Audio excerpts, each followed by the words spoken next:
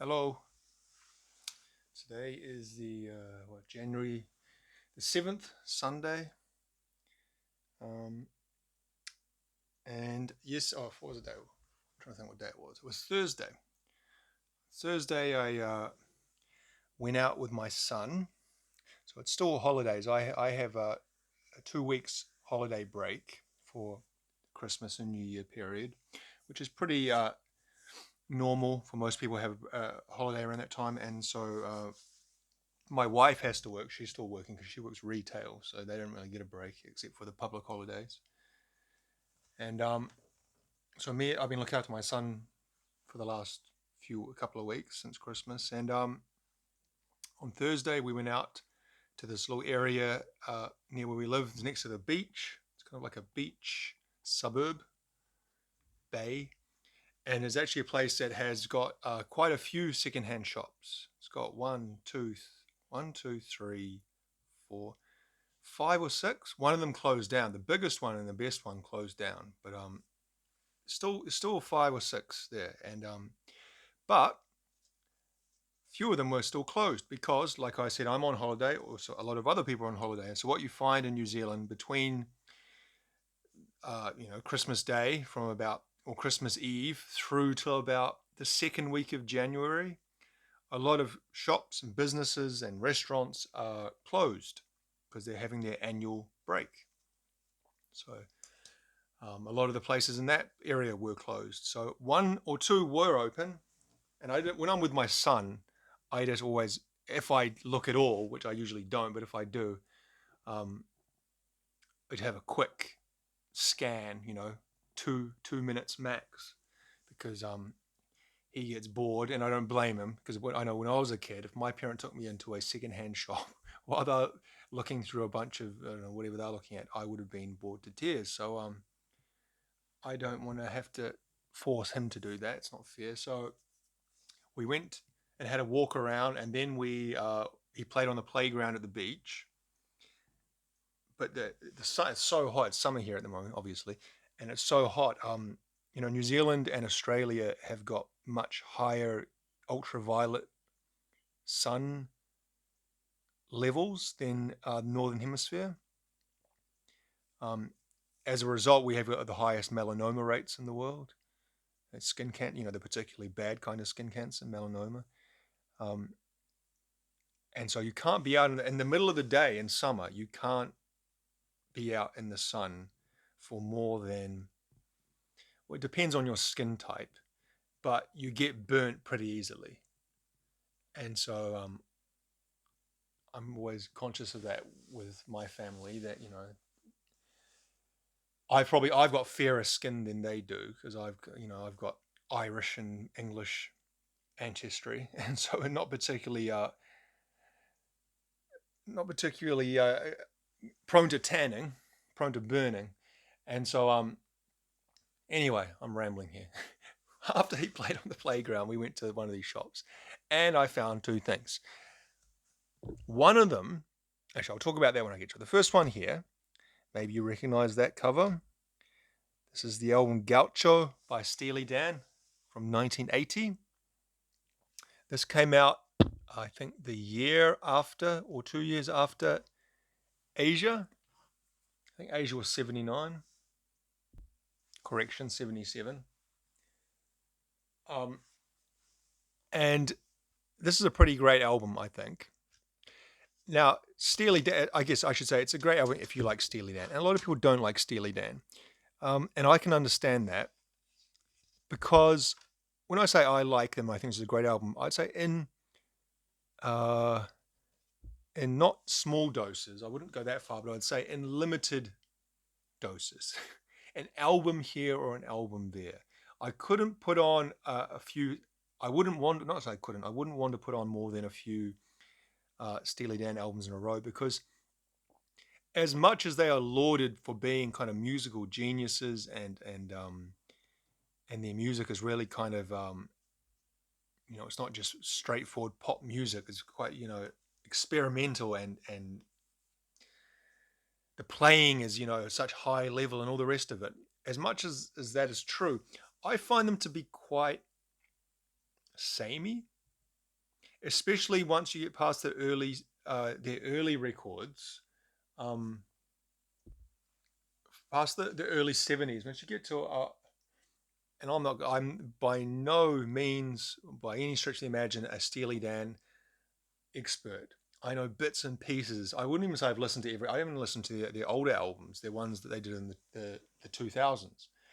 But I know from about Pretzel Logic, which I think was mid '70s onwards, they had that kind of Steely Dan sound, a kind of jazz rock, and they were certainly present on the early albums as well. But I feel it kind of became much more honed, and from there onwards through Gaucho, um, it's quite samey. And that's samey in a good way. You can say that a lot of bands are samey. Led Zeppelin are kind of samey, but I feel that the dynamics of that sameness don't lend itself to extended listening in my case. So listening to the album Gaucho, it's actually not a long album. I think it's like 39 minutes long or something like that. And the first song is a great opener. Was it Babylon Sisters, I think?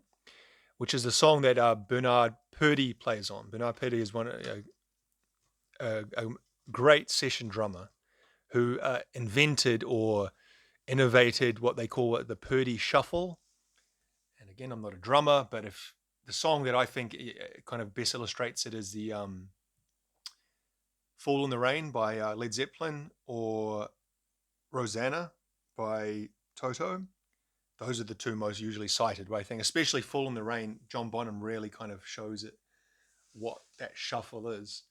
And you can hear it also in Babylon Sisters. I think he plays on that, Bernard Purdie. So you listen to that first song, and it's a great opener. Hey 19, great song. As you get through the album, to kind of the last two songs, My Rival and Third World Man, I kind of feel like, okay, that's enough.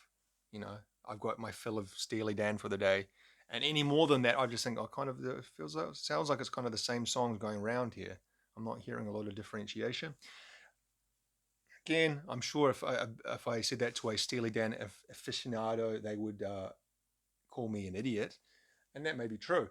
But that's just how I feel when I listen to them. So I like them. Some of their songs I love, but I can't listen to them for too long because it kind of blends together a little bit eventually. This album, well, I think all their albums, I think when they started, there was, is Walter Becker and Donald Fagen are the two guys of Steely Dan. But at the beginning, I think there was guys that were in the band as well, not just session musicians. But as time went on, it was just those two and varied session musicians. And every album it would change. And on this album, if you look at the liner notes, you see some of the names. Like I said, Bernard Purdie, Steve Gadd, Jeff Porcaro, like those three drummers there. Three amazing drummers. Mark Knopfler, Victor Feldman, Randy Brecker, Steve Kahn. These are all guys who have kind of made it in their own right, either as session musicians or of their own bands or as sideman for other artists, and kind of the top of their game musicians. But apparently, in the recording of this, particularly in the drums, maybe that's why they used so many drummers. They didn't just use those. What else? They also used Rick Marotta. Marotta, I'm not sure if that's the correct pronunciation, Marotta. And he's played with everyone. If you look at, he's played with Aretha Franklin, Carly Simon, James Taylor, Paul Simon, John Lennon, Hall & Oates, Stevie Nicks, Roy Orbison, Todd Rundgren, Peter Frampton, Quincy Jones, on and on and on. That guy has played with everyone. So those four drummers there I've just referred to. But Steely Dan, Walter and Donald were not satisfied with the drum sound. And so there was a lot of kind of contention, I think, in the recording process with the drummers and those two guys' feelings about the drumming. And they actually used a drum machine for a lot of it, which kind of sounds, you don't really associate Steely Dan with drum machines, but apparently that was the case. So I picked this up for $1. Uh, very rare to see Steely Dan albums out. Sometimes you see greatest hit stuff, but very, very rare. This is an excellent, excellent condition. I was looking at this when I first bought it. It looks like it's barely ever been touched or played. It's like someone bought this in the 80s or 90s and played it once or didn't even play it once, because it's just the condition of it is just perfect. The other thing, I wasn't sure if I had this. I kind of half thought I had this already, but I bought it in case I didn't, which is not something I usually do. But I'm glad because I don't have it. I got home and I went through and I thought, I don't have it. So this is Michael Jackson's History. Came out in 95. Got this for $2 because it's a double album, double disc. Broken. It's one of those fat double album cases we've talked about before. And if you know about this album, you'll know that it's half of a greatest hits and half of a new album. So what was the album before this? Was Dangerous, which was 91. And this came out in 95.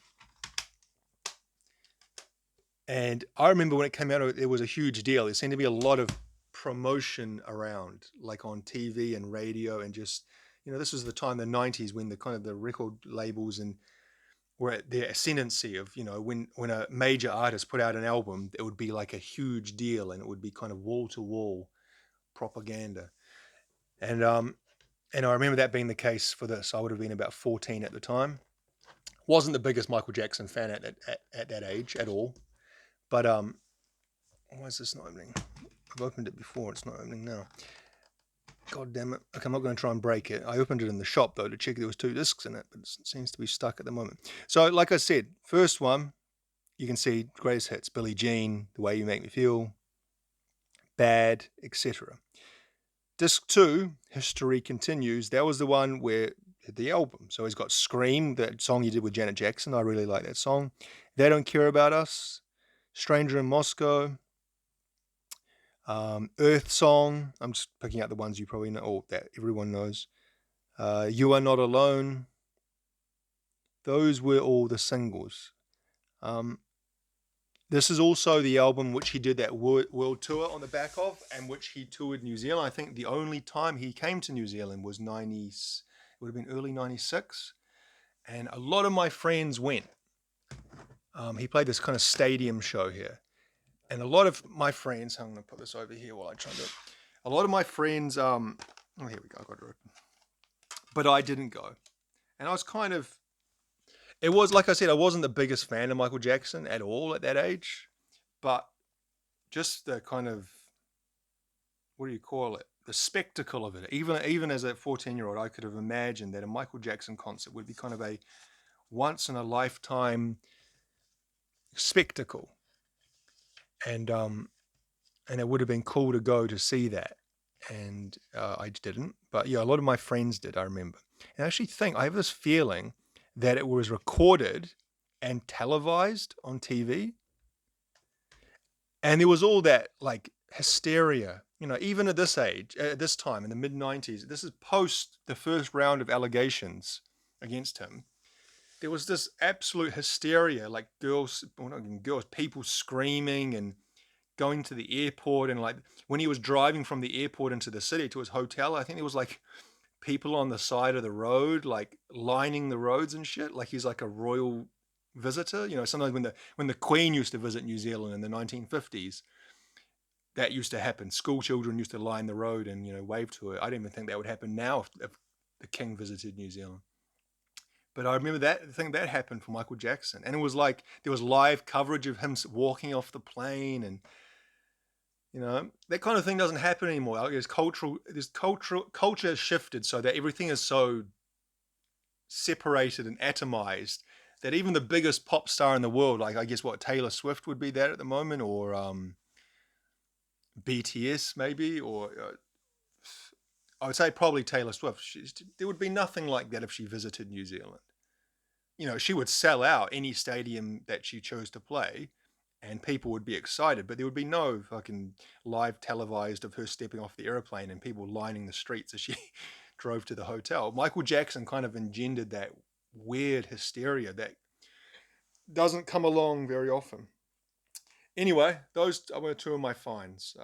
So pretty happy with both those. A good start to the new year, following up from the first video I did where I found those other ones. So I'm pretty happy after finding jack shit in the last year. I think these are pretty decent finds so far. Anyway, thank you very much for watching.